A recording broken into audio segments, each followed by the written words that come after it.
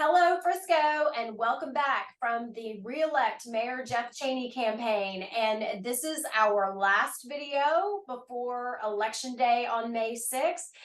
And this one, we're going to get a little bit more up close and personal with Mayor Jeff Cheney. So, Mayor, welcome. All right, good to see you again. Yes, exactly. So, I'm going to start off with a very wide open question. Why do you want to be mayor for your last 3 years? Well, Wendy, it's been quite a journey for our family. I've been saying along the campaign trail that when we started this journey back in 2007, Dana and I had 3 kids under the age of 4. And after my final term, Dana and I will be empty nesters.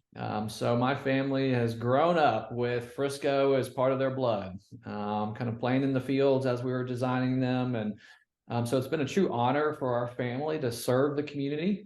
I want to do it another 3 years, probably for the same reasons a lot of people are watching this video, is that they love Frisco, they love their community, they want it to continue to be the #1 place to live, the best place to raise a family, and we're just on the trajectory and have the momentum. And we've got an incredible team kind of firing in all cylinders, not just from a council perspective, but our boards and commissions, our EDC, our CDC, every city department, is really rowing in the right direction, in the same direction, which is important.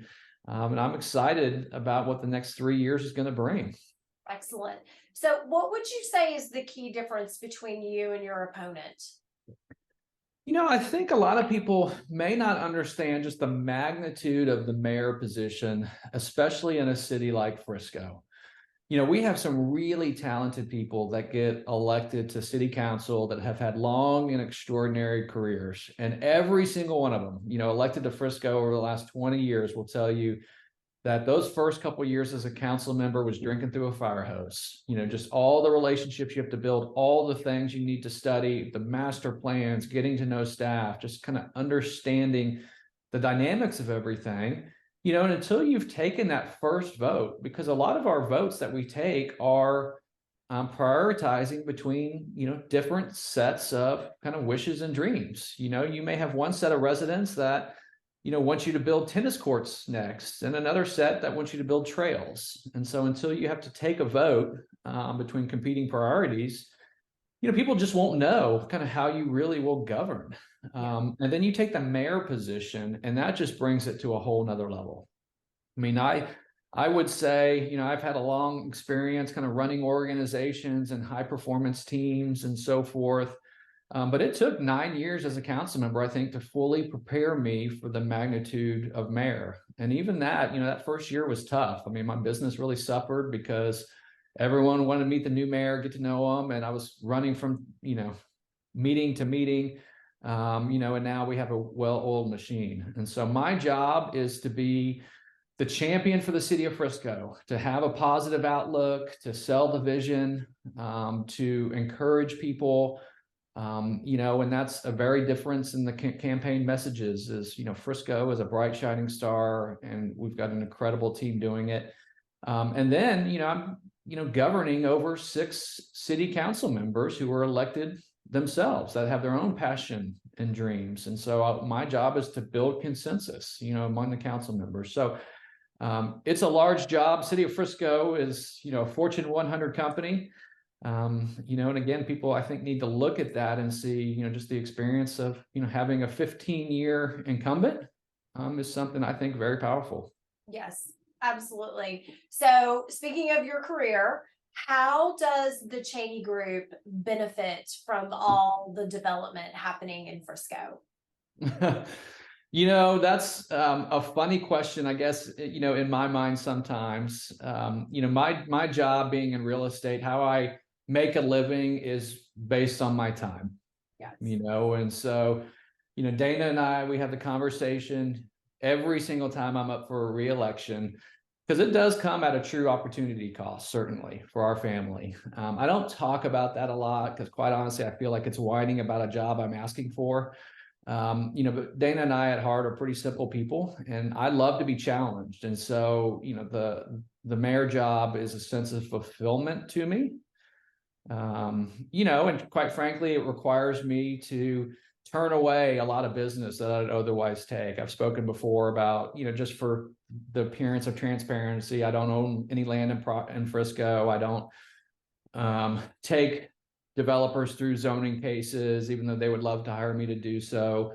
I don't invest in partnerships and those kinds of things. So, I walk away from a lot of potential opportunities. But I will say, kind of in my business and a lot of other businesses, that are kind of community centric, it's my job to know everyone in the city, to know what's going on in the city, and to be well networked. And so this position kind of forces me to do those things, because I have to do that for both roles, certainly.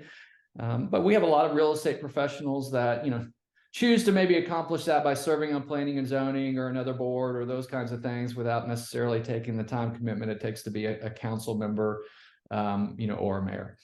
Well, and that's something that I want to point out to our viewers, that everyone who is on the planning and zoning or the public art board or city council, or even your role, these are non-paid positions.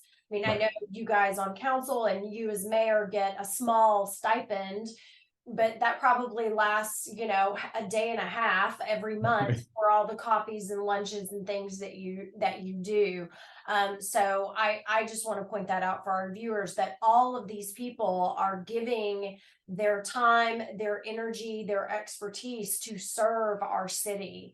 So what is it about this service, Mayor Cheney, that you want to finish? What is the thing that you really want to see accomplished in your last term, these next 3 years? Oh my gosh, Wendy, there's so many. I'll start with what I've mentioned before on your show, is Graham Park, getting that started, just because that was one of the items that got me to begin this journey altogether. And so I think we're on our way for that. Of course, the rail district is a big passion of mine, and with the investments we're about to make, seeing that to the end, that it develops, in the right way. Then you talk about, the northern part of the city. As a council member, that was the one I always fought for, is make sure we win kind of the 380 war, so to speak.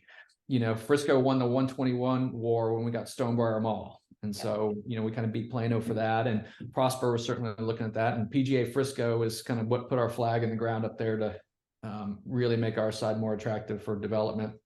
But right now it's all pretty pictures, Fields West, Firefly Park, Fields North, all those kinds of things. Make sure that those start, coming to life and develop in the right ways. And just the dream of a performing arts center. I mean, we've been known as Sports City USA, and it's been a great brand for us, rightfully so. But I think we're moving into our Renaissance phase, with the leadership of Tammy Miner-Shagan, that bring just more arts and culture, and hopefully performing arts, live music, all those types of things kind of in our next phase of life as a city. Okay. And what keeps you up at night?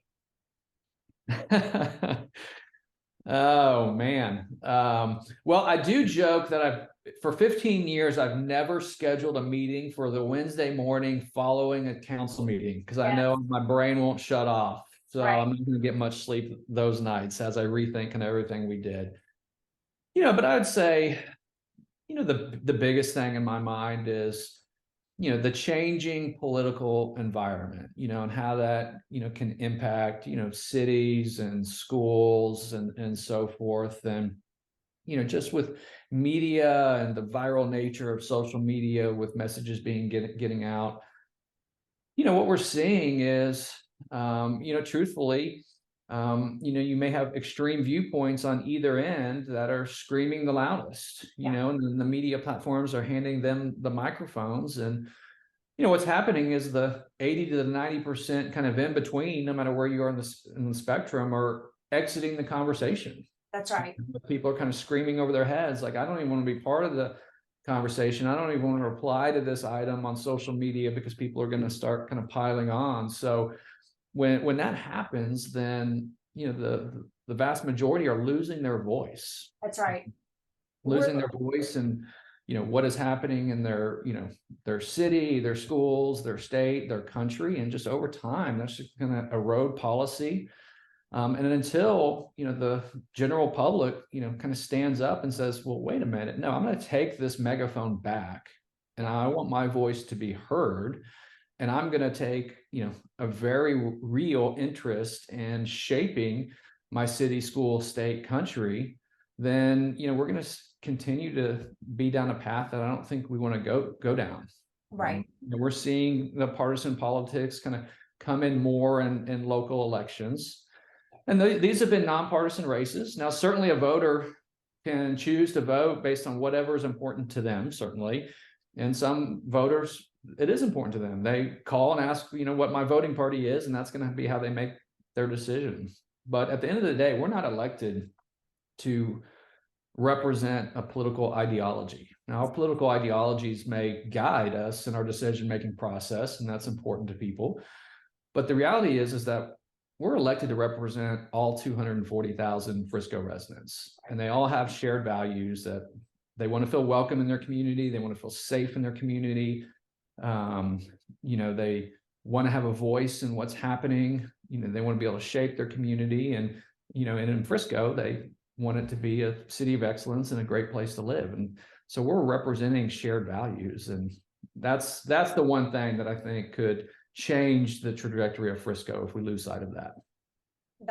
I love that answer. Yes, it seems that civil discourse is frittering away, and bowing down to the screaming of both sides. So that's a very thoughtful, candid answer about what keeps you up at night. So I appreciate that. Okay, as we wrap up, last question is, what is your number one priority for the next 3 years?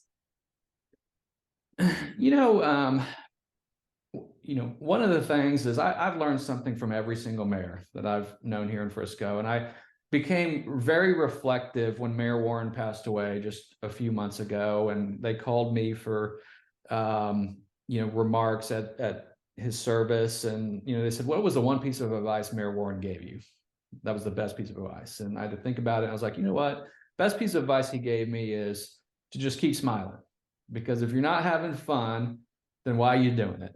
Right. And so that's honestly helped give me strength through difficult campaign times.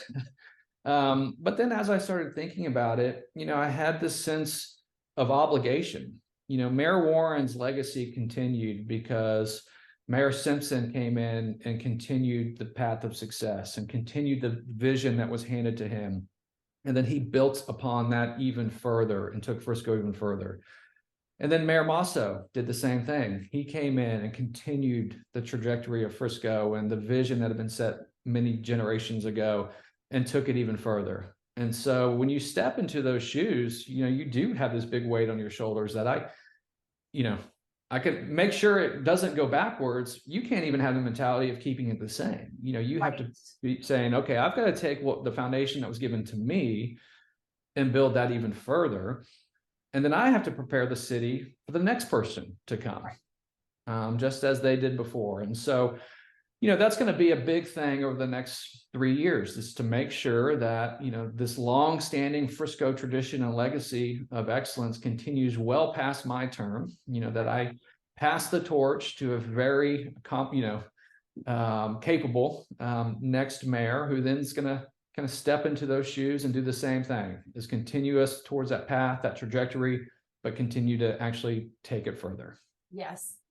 Thank you. Thank you so much, Mayor Cheney, for joining us. This is our final video in this campaign. So everyone, early voting is going on right now, and the final election day is Saturday, May 6th. You can find all the information you need on when and where to vote on mayorcheney.com. Mayor Cheney, thank you so much for joining us. We appreciate your honesty, your candor, and your leadership for the last 6 years. And here's to 3 more. Thank you, Wendy.